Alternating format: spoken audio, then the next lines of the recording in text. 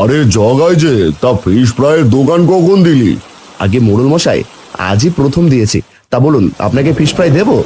না রে জগাই, সেদিন ফিশ ফ্রাই খেয়ে আমার গিন্নি অসুস্থ হয়ে গেছিল। তারপর থেকে আমি আর ফিশ ফ্রাই খাই না। মোড়ল মশাই, আমার ফিশ ফ্রাই কোনো ভেজাল নেই, গিন্নি নিজ হাতে বানাই। একটা খেয়ে দেখুন না। আচ্ছা, তাহলে আমাকে পার্সেল করে 10টা দিয়ে দে।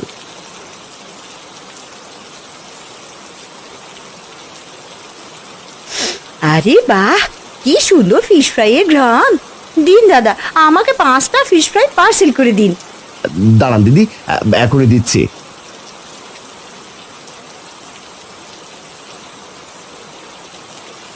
দাদা, আমাকে 2টো ফিশ ফ্রাই দিও। তোমার ফিশ ফ্রাই থেকে যে খুব সুন্দর ঘ্রাণ আসছে। হ্যাঁ দাদা, দাঁড়াও, আর তোমাকেও ফিশ ফ্রাই দিচ্ছি।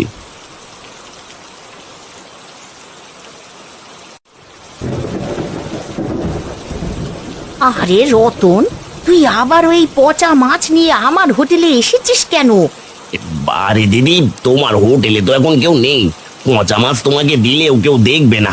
হ্যাঁ রে রতন, আজ ফিশ ফ্রাই খেতে একদমই কোনো খদ্দের আসছে না।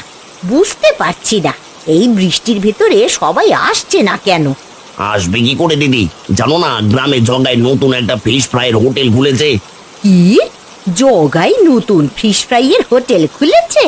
কিন্তু জগাই এত মাছ কোথায় পেল? রতন, তুই এখনই জগাইয়ের পেছনে খোঁজ নে। দেখ তো জগাই এত দামি মাছ কোথা থেকে কিনছে। ঠিক আছে দিদি, ঠিক আছে, আমি এখনই খোঁজ নিচ্ছি।